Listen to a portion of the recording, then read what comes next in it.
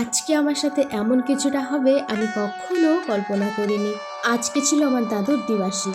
তো দাদুর দিবাসীর থেকে দুপুরে খাওয়া দাওয়া করে আমরা বাড়ির উদ্দেশ্যে বিকাল 4টার সময় বেরিয়ে পড়েছিলাম। যখন আমরা ওইখান থেকে বেরিয়েছিলাম না তখন না ভীষণ রোদ ছিল, কিন্তু কিছু দূর আসার পর হঠাৎ আবহাওয়াটা পুরো বদলে গেল।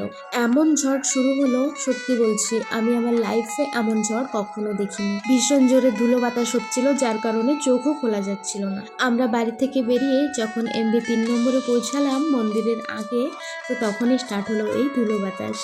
তো আমরা আর উপায় না খুঁজে পেয়ে মন্দিরের ভিতরে চলে গেছিলাম।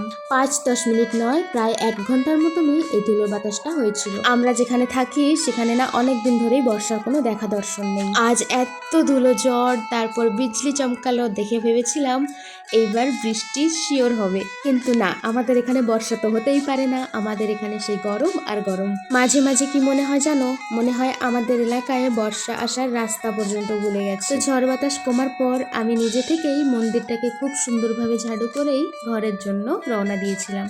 তো রাস্তায় বেরিয়ে দেখি জায়গায় জায়গায় গাছ ভেঙে পড়ে আছে। অনেক ভয় এবং অনেক কষ্টের মধ্যে দিয়ে শেষমেশ বাড়ি পৌঁছালাম। সত্যি বলতে আজকের অভিজ্ঞতা যেমন ভয়ঙ্কর আর ডেঞ্জারিয়াস ছিল, ঠিক তেমনি জীবনের একদম নতুন একটা অভিজ্ঞতাও ছিল। আর মনে হলো ভগবান যা করেন ভালোর জন্যই করেন।